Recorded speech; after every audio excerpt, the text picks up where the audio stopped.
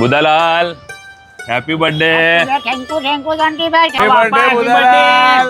જોન્ટી કેમનું કોરું કોરું કેક વેક તો મંગાય યાર પહેલા. અરે હા યાર, બુધાલાલ માટે કેક તો મંગાવવી પડશે ને, નહીં યાર?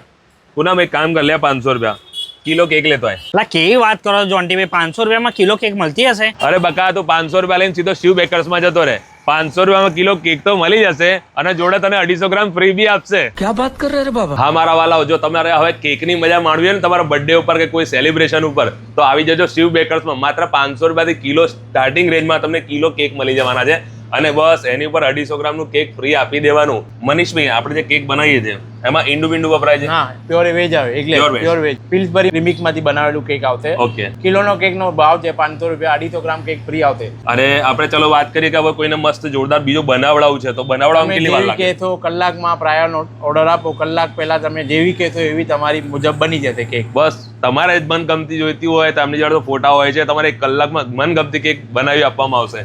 બીજી એક જોરદાર વસ્તુ છે, ખાલી 500 ગ્રામ લેશો તો મફિન્સનું પેકેટ ફ્રી આપવામાં આવશે.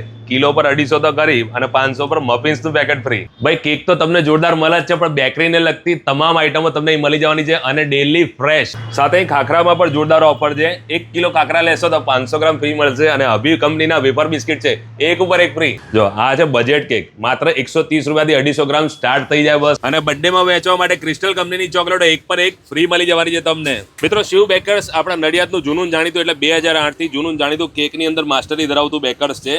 પહેલા એમની શોપ હતી સરદારના સ્ટેચ્યુ આગળ.